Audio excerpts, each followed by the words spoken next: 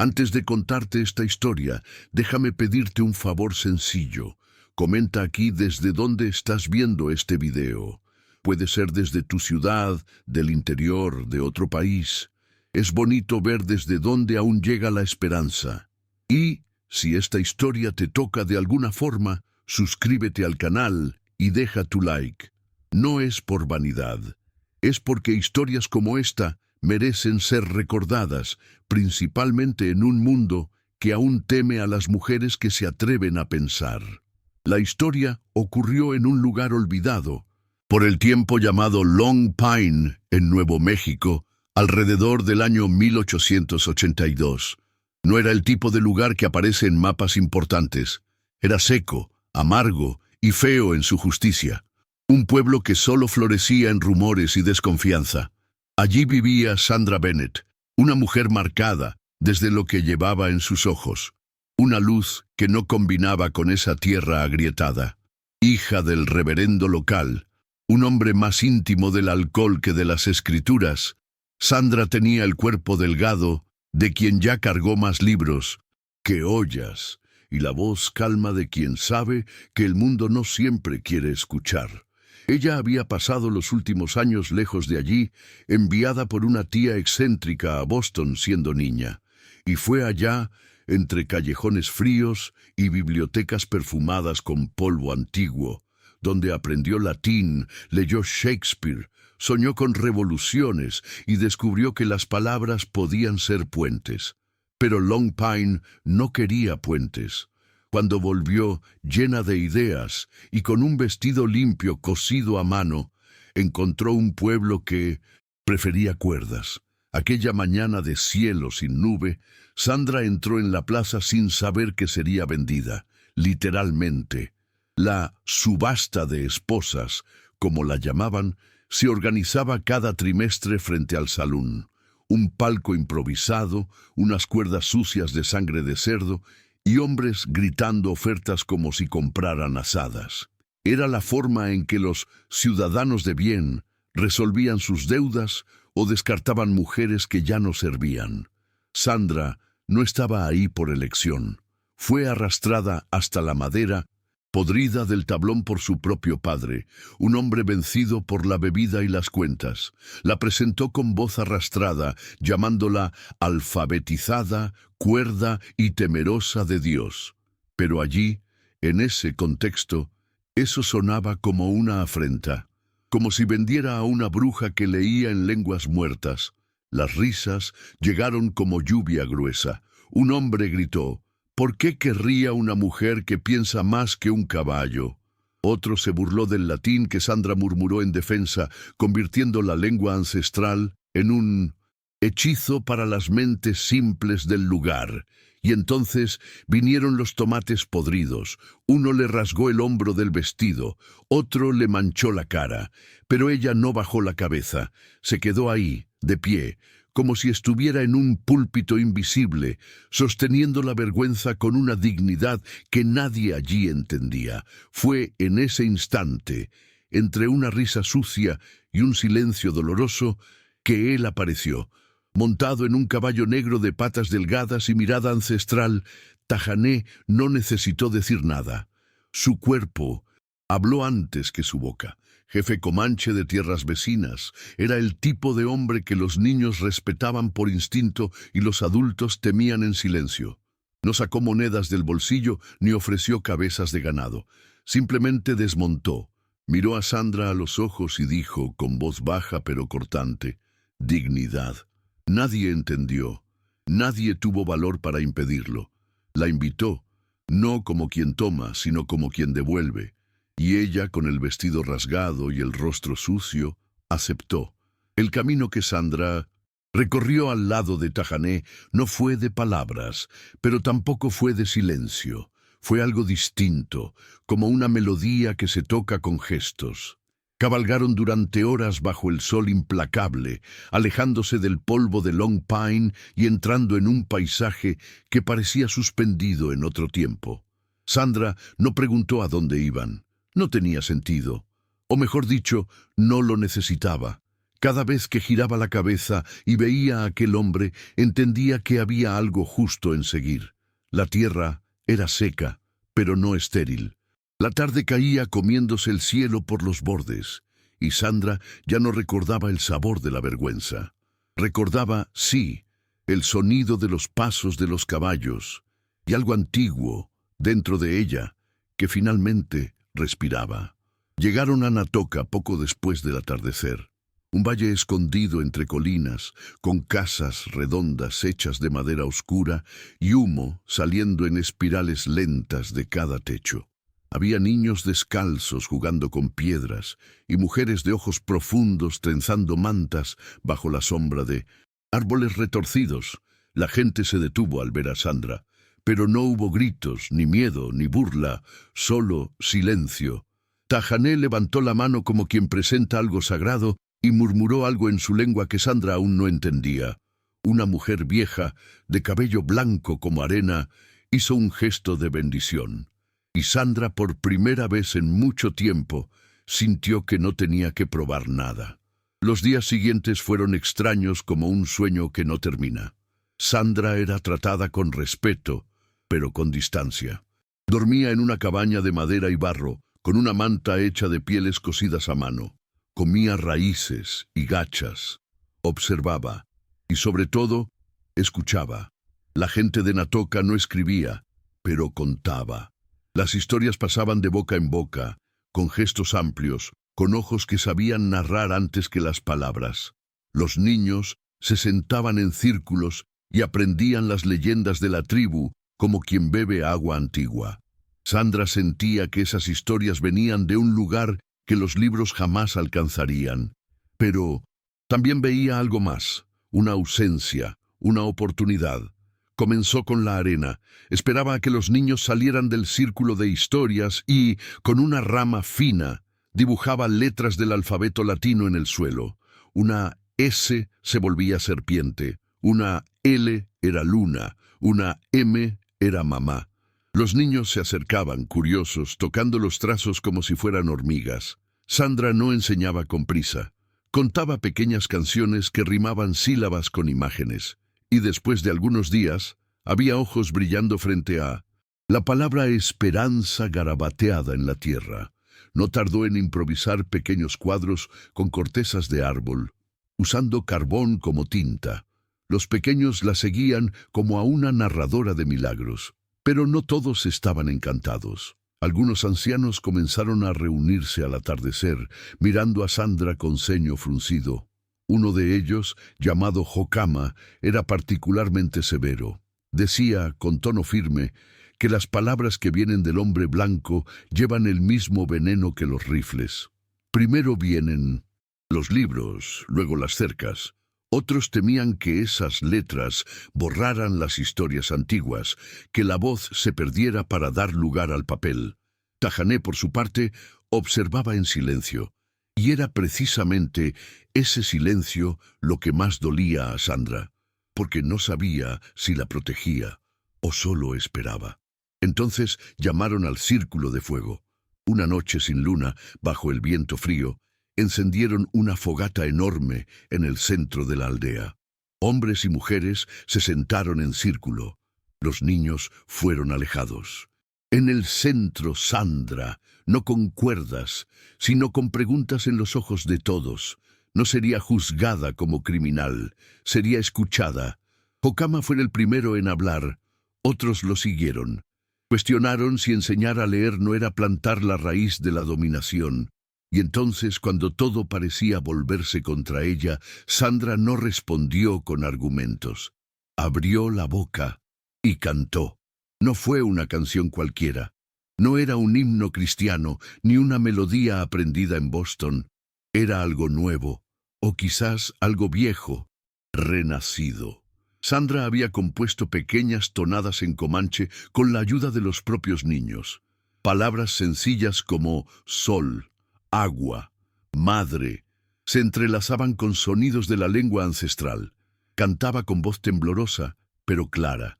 Y mientras lo hacía, sacó de su bolso un pedacito de tela, donde las niñas habían escrito esas mismas palabras con carbón. Una a una las fue mostrando. No dijo, esto es educación, ni esto es progreso. Solo dejó que la música hablara. Y cuando terminó, había algo no dicho en el aire, una quietud reverente, como si todos hubieran escuchado un idioma que no sabían que conocían. Tajané fue el primero en cruzar el fuego. Caminó despacio, herido por dentro de tanto ver a su gente dividirse. Se paró al lado de Sandra y sin mirarla, dijo en voz alta, «Si ella es culpable, yo también lo soy, porque fui yo quien la trajo. Fui yo quien la miró y creyó». Sus palabras no pedían perdón, ofrecían verdad. Hubo un silencio largo, luego un murmullo. Entonces, Okama levantó la mano, y fue él mismo quien apagó parte del fuego con arena. «La tierra juzgó», dijo, y nadie más habló aquella noche.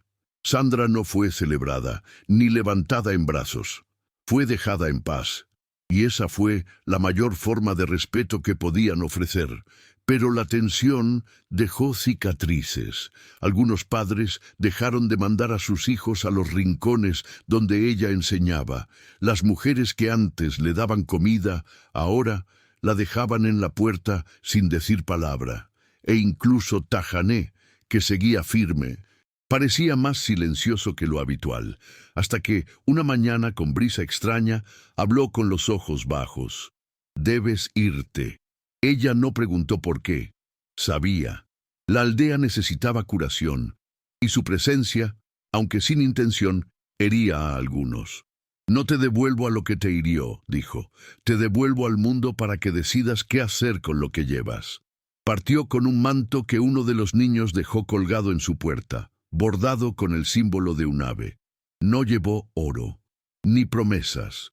Llevó los nombres de los niños escritos en pedazos de corteza, y llevó el dolor de un amor interrumpido por el miedo. Al llegar a Long Pine, no encontró hostilidad inmediata, encontró el desprecio tibio de quien ignora. Pero eso duró poco. 2 días después, fue arrestada, acusada de abandonar a su gente, acostarse con salvajes, esparcir ideas subversivas. Un antiguo conocido de su padre, ahora juez, firmó la orden de arresto, y fue tras las rejas, entre ratas y paja húmeda, que supo, rancheros habían invadido Natoka. El valle estaba en llamas. Sandra no pensó, actuó. Escapó esa misma noche, ayudada por una niña muda que le dejó las llaves envueltas en pan. Robó un caballo flaco del establo del sheriff y cabalgó como nunca lo había hecho. El camino hacia Natoka era largo y cada milla traía consigo el olor a humo, el eco de los gritos, la imagen de Tajané enterrado bajo las brasas. Al llegar, vio lo que temía: cenizas, madera rota, llanto, pero también vio algo que la mantuvo en pie. Los niños habían huido hacia las cuevas siguiendo un mapa que habían dibujado juntos en sus clases. Recordaban cada árbol, cada roca, cada curva del arroyo.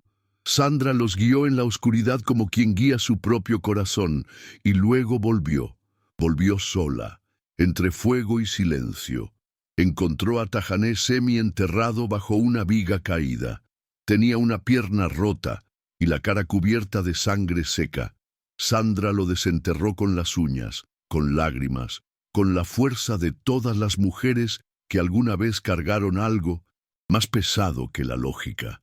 Lo sacó de entre los restos como se saca una semilla de un terreno muerto, y allí, entre ruinas y cenizas, se sentó con él hasta que el sol volvió a salir. Cuando el sol cruzó el horizonte aquella mañana, el consejo de ancianos se reunió entre lo poco que quedaba en pie. Algunos estaban heridos, otros simplemente rotos, pero todos escuchaban. Escuchaban a Tajané, con el rostro vendado y la voz débil, pero aún llena de verdad. Él habló sin adornos. Ella salvó nuestra lengua, salvó a nuestros hijos, salvó nuestras canciones. Nadie lo interrumpió. Luego pidió que trajeran a Sandra. Ella llegó caminando, con las piernas temblorosas pero la espalda recta. El silencio que se hizo no fue de juicio, fue de respeto. Y entonces, con un gesto que nadie había previsto, el anciano Jocama inclinó levemente la cabeza y murmuró: «Maestra del alma». No hubo ceremonia, no hubo danzas ni tambores, solo una decisión que cambió todo. Sandra no se convirtió en esposa del jefe, ni en propiedad de nadie. Se convirtió en algo mucho más raro, en una mujer blanca reconocida como guardiana de la palabra por un pueblo que, durante generaciones, había sido obligado a callar. Se reconstruyeron las chozas, se honraron a los muertos, y entre las primeras piedras que se colocaron, una fue distinta, un tablón plano de madera negra, donde Sandra escribió, con carbón y manos temblorosas, la palabra escuela.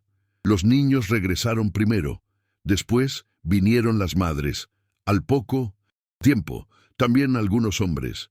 Allí se enseñaba el alfabeto latino, sí, pero también se aprendía la lengua comanche con nuevos signos, inventados juntos, mezclando trazos y símbolos.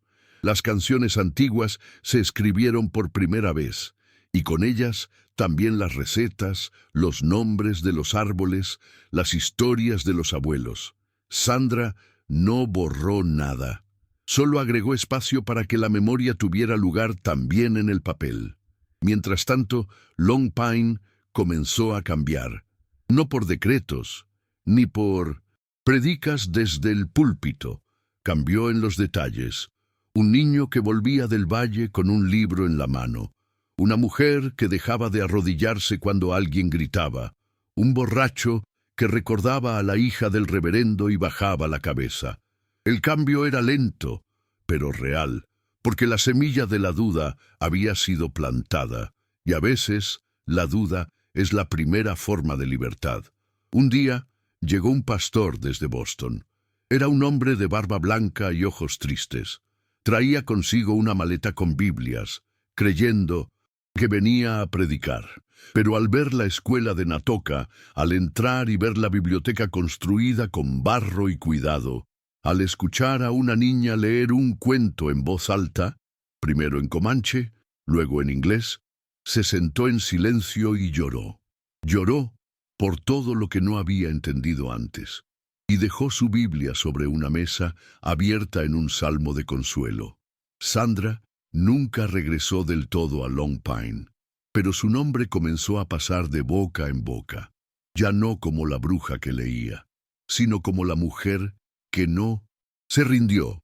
Tajané, por su parte, siguió siendo jefe, pero ahora caminaba más lento, con un bastón de madera tallada por las niñas de la escuela. Decía que en cada letra escrita por ellas había una raíz que no se podía quemar, y cada vez que alguien nuevo llegaba al valle, él repetía una sola frase: «Aquí no se teme a las palabras». Con el paso del tiempo, la escuela de Sandra dejó de ser solo un espacio para niños. Comenzaron a llegar adolescentes que no sabían leer, mujeres que nunca habían escrito su nombre. Incluso hombres mayores, endurecidos por el trabajo en los campos, venían al atardecer para aprender a firmar sin usar una cruz. Sandra no enseñaba con superioridad, enseñaba como quien comparte un pan hecho en casa, cortado con cuidado, a veces en voz baja, a veces con humor, a veces con lágrimas.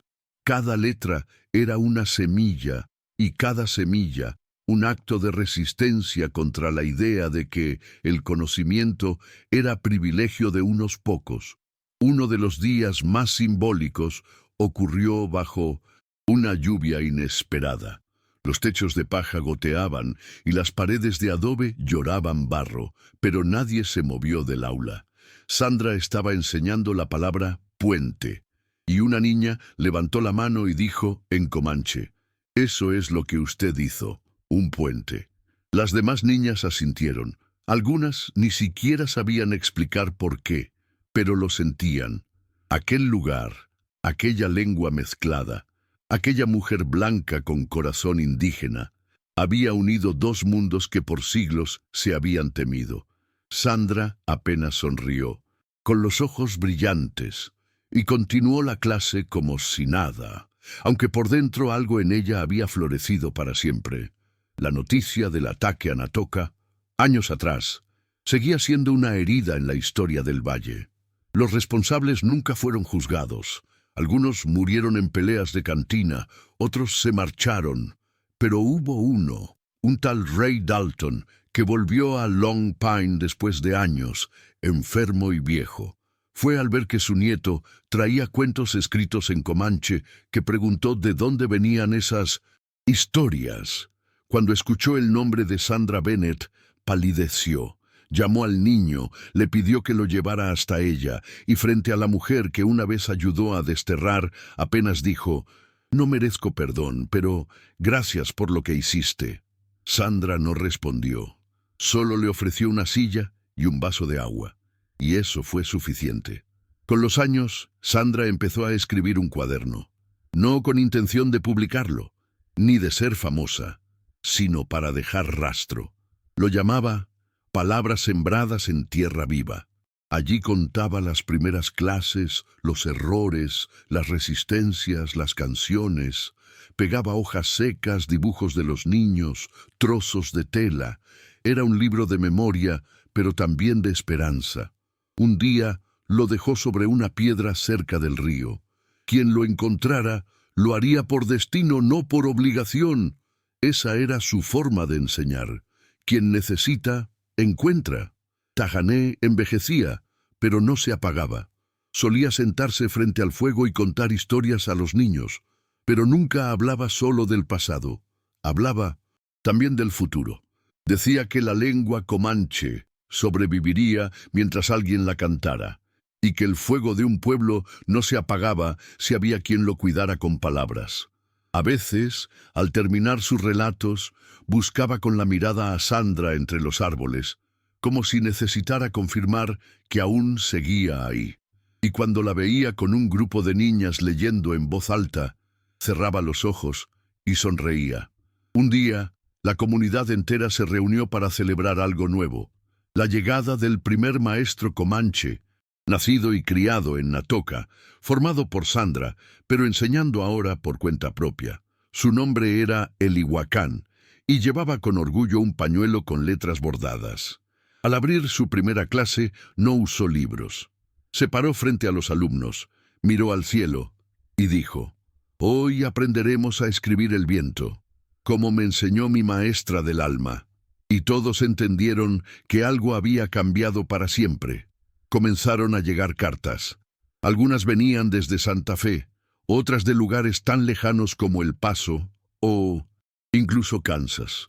Eran escritas por jóvenes que habían pasado por Natoka o que habían oído hablar de esa escuela en medio del desierto donde se aprendía con las manos, los cantos y el corazón.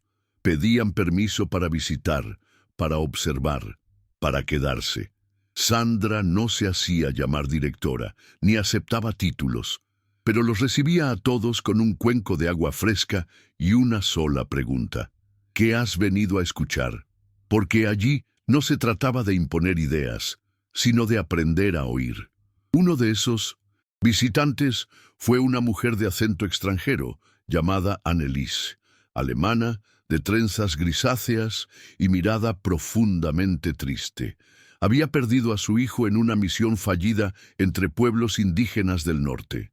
Cuando vio a los niños de Natoka reescribiendo cuentos ancestrales en paños pintados, lloró en silencio. Se quedó una semana, luego otra, y por fin pidió quedarse. Ayudaba a Sandra a coser cuadernos, a apilar ramas secas para el invierno. Decían que, por la noche, escribía cartas para el hijo que partió, y Sandra nunca preguntó a dónde las enviaba. La vida no era fácil, las sequías seguían llegando. A veces, el río retrocedía como si el mundo olvidara ese rincón. Hubo años en que la escuela se sostuvo con migajas de maíz y leche de cabra, pero nadie dejó de asistir, porque no se iba allí por obligación. Se iba porque era el único lugar donde los niños se sentían valiosos. Sandra solía decir que enseñar no era dar respuestas, sino acompañar preguntas. Y por eso, cada vez que una Niña escribía su nombre por primera vez, todo el valle parecía latir un poco más fuerte. Una noche, cuando la luna estaba tan redonda que parecía inventada, Sandra reunió a las niñas mayores en torno al fuego. Les habló de Boston, de los libros que había leído en secreto cuando era niña, de su padre borracho, recitando salmos como quien pedía perdón sin saber cómo.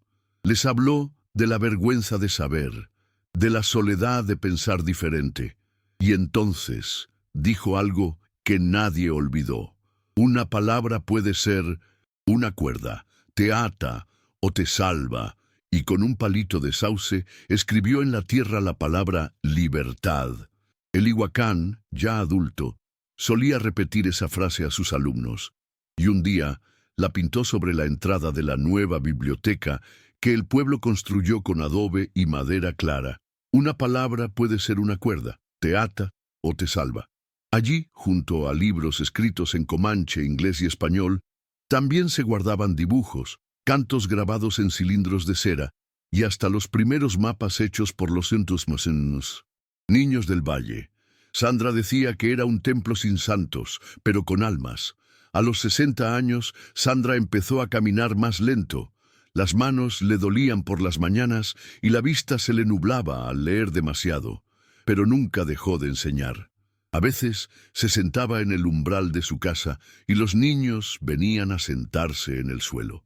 Le traían palabras que no entendían, frases nuevas que escuchaban en los viajeros, y ella las desmenuzaba como quien explica el sabor de una fruta. Les decía, cada lengua es un espejo distinto. Si solo miras uno, nunca sabrás cómo es tu rostro completo.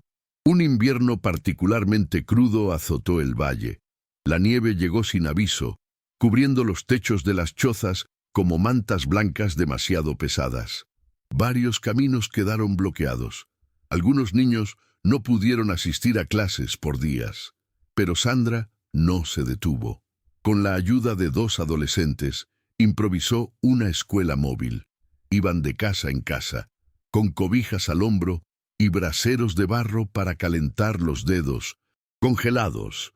Enseñaban con pizarras pequeñas y en ocasiones escribían con palitos sobre la escarcha. Nadie se quejaba. Era una forma de resistir al frío y al olvido. En ese mismo invierno, Elihuacán propuso algo que parecía impensable: enviar una carta al gobierno territorial solicitando reconocimiento formal para la escuela de Natoca. Algunos se asustaron, otros dudaron, pero Sandra apoyó la idea. Escribieron la carta entre todos, con palabras sencillas y firmadas por más de 100 manos. La enviaron con un comerciante que prometió entregarla. Pasaron semanas sin respuesta, hasta que un día llegó un paquete sellado con cera. Contenía libros nuevos, materiales escolares y una carta firmada por una mujer funcionaria, la primera en ocupar ese cargo, que decía: aquí no se teme a las palabras, aquí se aprende de ustedes.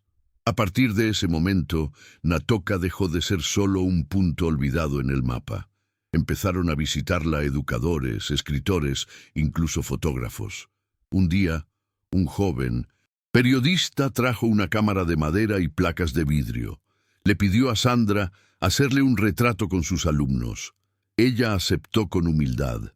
En la foto, que años después aparecería en una exposición sobre las escuelas del alma, Sandra está sentada con una niña en el regazo, rodeada de rostros serios pero curiosos. Detrás, colgada en una cuerda, la palabra esperanza, escrita en 3 idiomas. Con el tiempo, algunas niñas viajaron a otras ciudades para seguir estudiando. Una se convirtió en médica, otra en historiadora. Pero todas llevaban algo en común: la certeza de que sus raíces estaban hechas de palabras compartidas. Cuando regresaban, aunque fuera solo por un día, se sentaban a los pies de Sandra como si aún tuvieran 7 años. Le contaban lo que habían aprendido, y ella, con la voz cada vez más suave, las escuchaba con los ojos cerrados, como si pudiera ver el eco de sus caminos por dentro. Sandra nunca dejó de escribir en su cuaderno. Añadía hojas con hilo, remendaba páginas gastadas, guardaba flores secas entre capítulos. Decía que era su forma de no olvidar que lo vivido merecía ser contado. Una mañana, al revisar sus cosas, encontró una hoja que no recordaba haber escrito.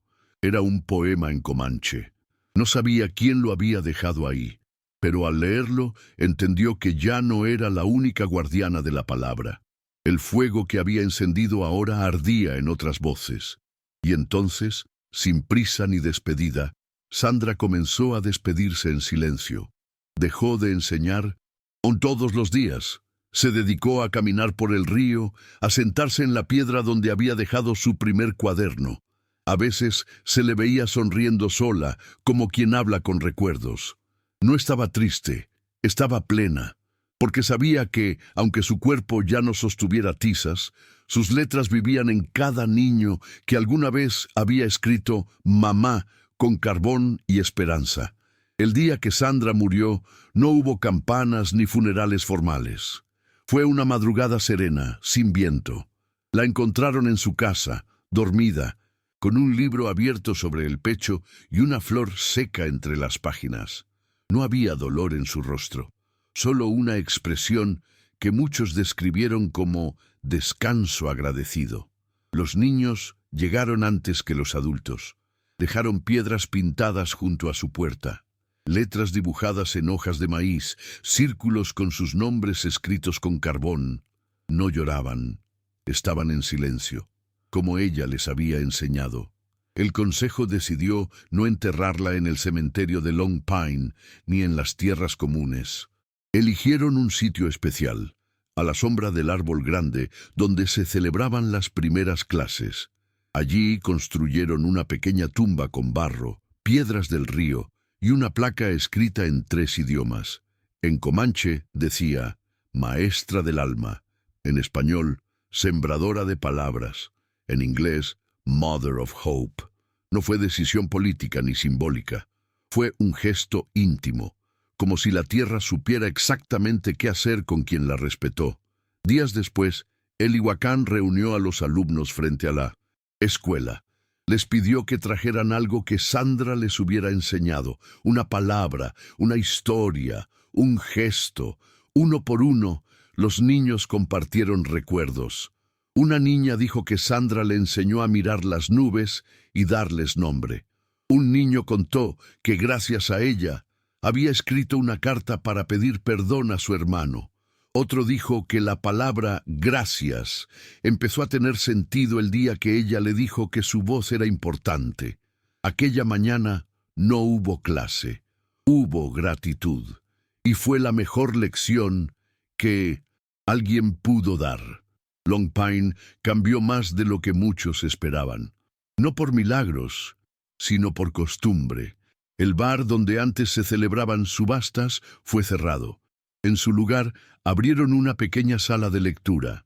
La iglesia, que un día fue altavoz del juicio, ahora prestaba sus bancos los sábados para enseñar a leer adultos.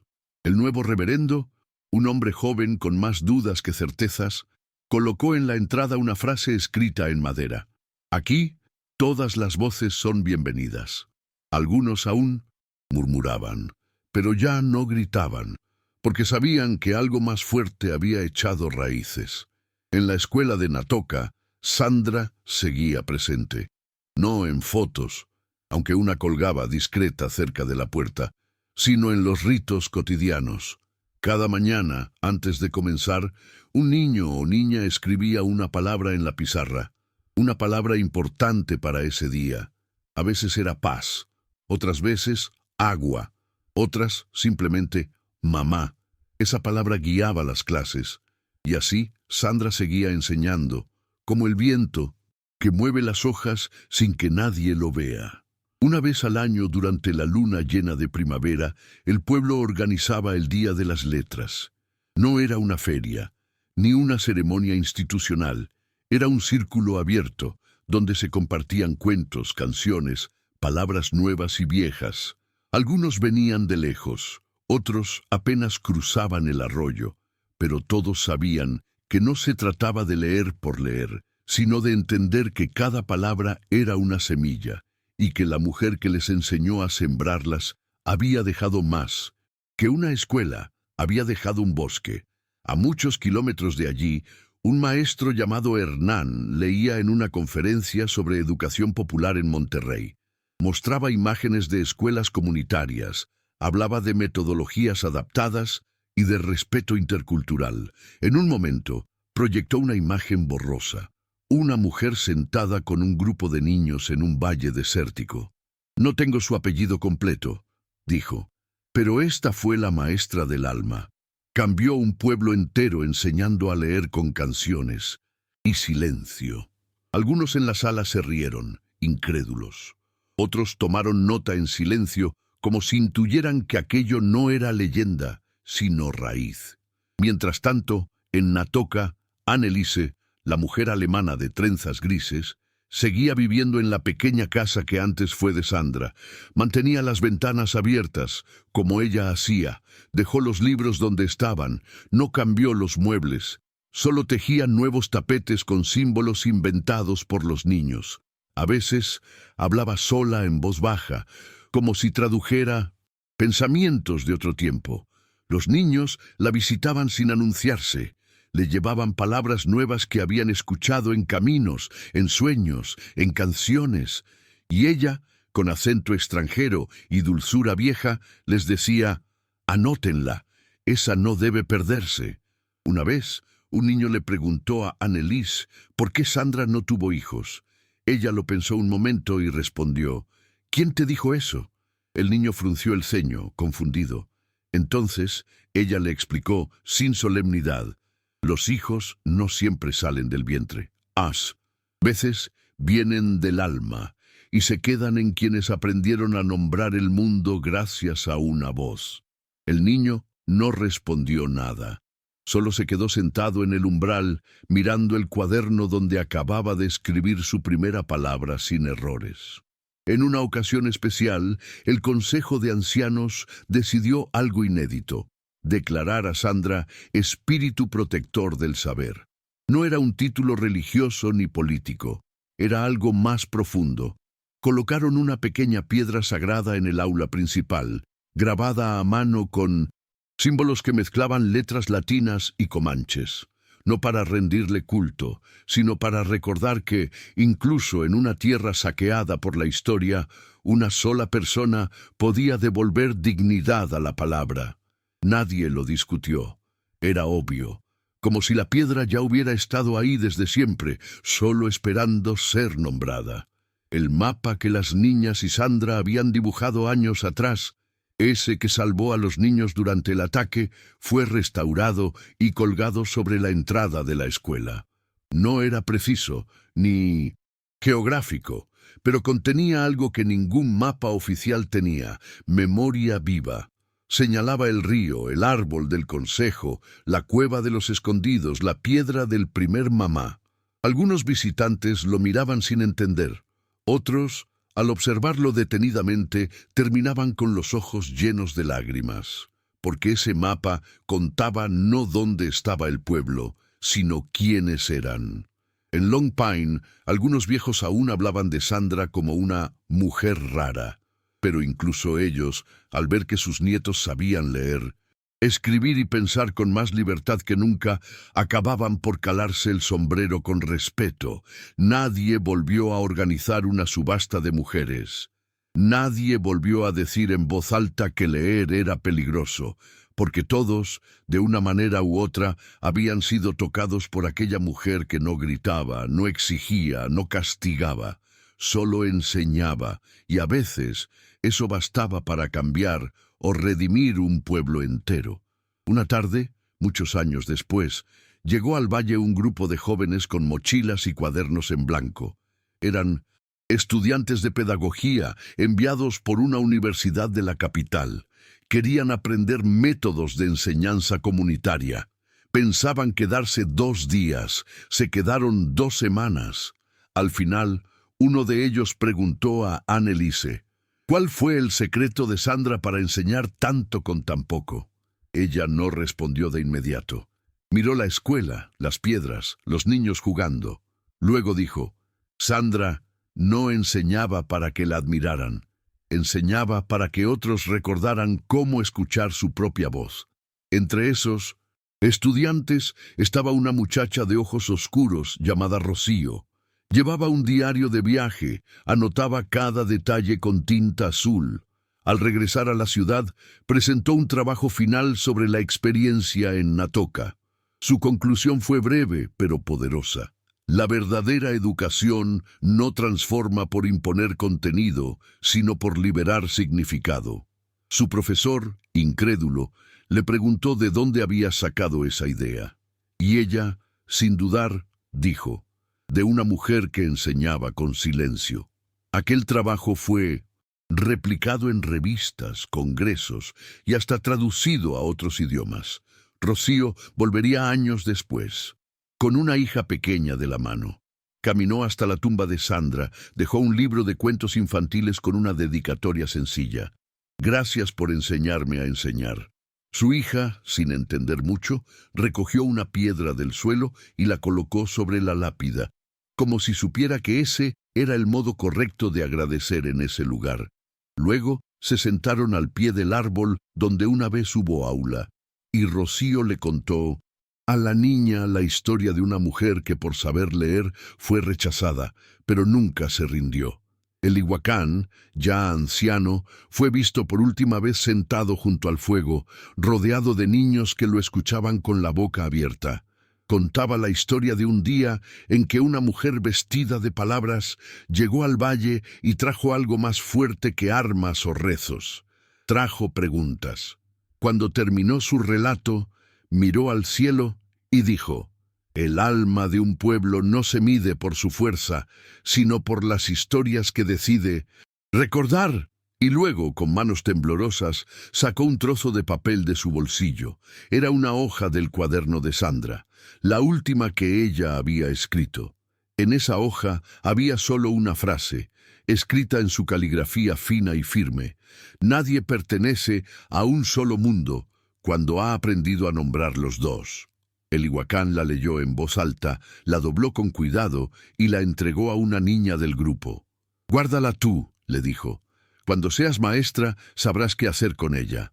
La niña no respondió, solo asintió, con los ojos grandes y la respiración contenida. Era el tipo de momento que no necesita explicarse, y así el tiempo siguió andando. Las estaciones cambiaban, el río subía y bajaba. Algunos niños crecían y se iban, otros nacían, pero la escuela seguía en pie. No perfecta, ni grande, ni famosa, pero viva. Cada vez que alguien cruzaba su umbral por primera vez, encontraba allí algo más que una pizarra. Encontraba una historia que no estaba en ningún libro. Una historia que había sido escrita con carbón, con canto y con coraje. Cada tanto, un forastero aparecía preguntando por la escuela esa de la India Blanca. Algunos venían por curiosidad, otros por desconfianza, pero casi todos se iban con un cuaderno en las manos y un nudo en la garganta, porque allí no se enseñaba para impresionar, se enseñaba para transformar. Y la transformación duele, incomoda, mueve.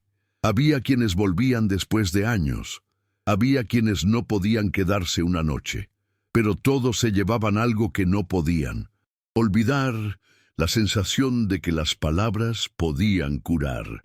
La iglesia de Long Pine, por su parte, pasó por su propia metamorfosis.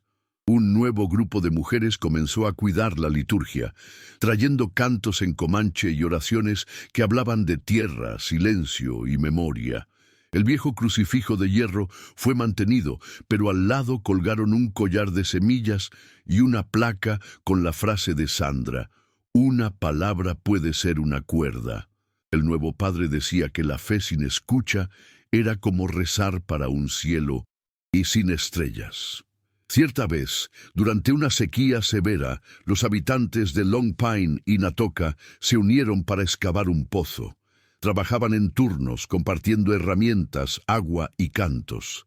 Al tercer día encontraron un manantial. Alguien sugirió darle un nombre. Un niño, sucio de barro hasta las cejas, gritó: «Vamos a llamarlo Esperanza». Y nadie tuvo valor para contrariar. Pusieron una placa de madera con letras talladas por varias manos. Y en ese pozo, durante años, los dos pueblos se encontraban para intercambiar historias y semillas. Los descendientes de Sandra no llevaban su sangre, pero sí su huella.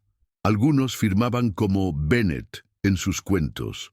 Otros bordaban una S en el interior de sus camisas, no por orgullo, sino por pertenencia. Esa letra no representaba superioridad, sino compromiso. Compromiso con el cuidado, con la escucha, con la semilla de las palabras dichas con verdad. Y fue así que su nombre dejó de ser solo nombre. Se volvió camino.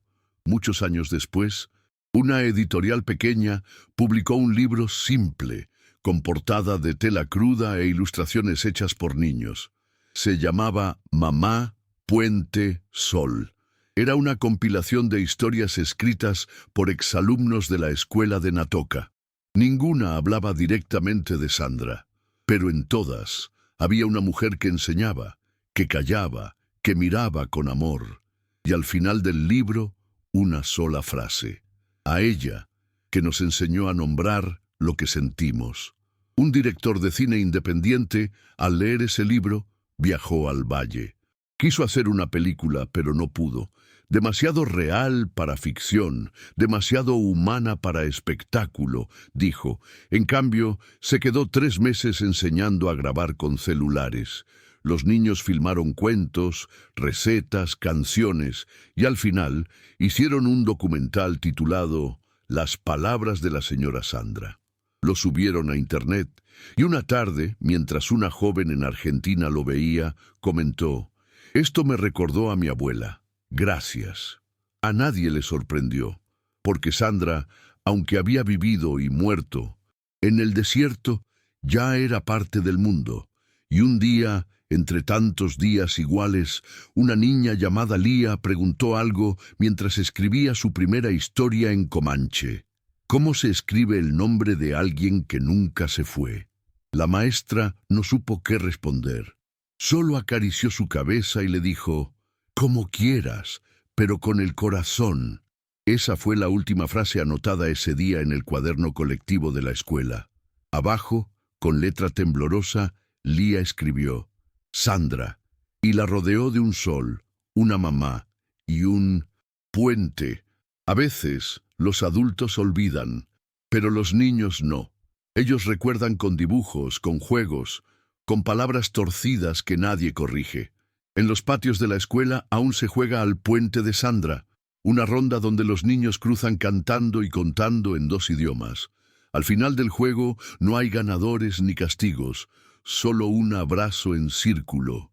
Y eso, para quienes saben, es más que suficiente. En las noches tranquilas, algunos dicen haber visto una figura sentada cerca del árbol grande. No da miedo, al contrario, irradia algo que parece ternura. Los ancianos dicen que es el espíritu de Sandra, cuidando el fuego del alma colectiva. Pero los niños lo explican mejor. Es ella que viene a ver si seguimos escribiendo bonito. Así terminó, o quizás empezó, la historia de una mujer que no fue bruja, ni esposa, ni santa. Fue algo más raro. Alguien que, por saber leer, enseñó a un pueblo a escribir su propia historia. No con rencor, ni con violencia, sino con lápiz, con canción, con mano extendida. Porque a veces las revoluciones no empiezan con banderas, sino con un nombre escrito en carbón sobre la tierra. Y quien lo lee, aunque no conozca la historia entera, siente algo que arde suave, la certeza de que la esperanza también se deletrea. Así que, si llegaste hasta aquí, cuéntanos en los comentarios desde qué rincón del mundo estás viendo esta historia. Y si alguna palabra te tocó, dale like y suscríbete, porque hay relatos que no buscan viralizarse, sino quedarse vivos en quienes los escuchan con el corazón abierto.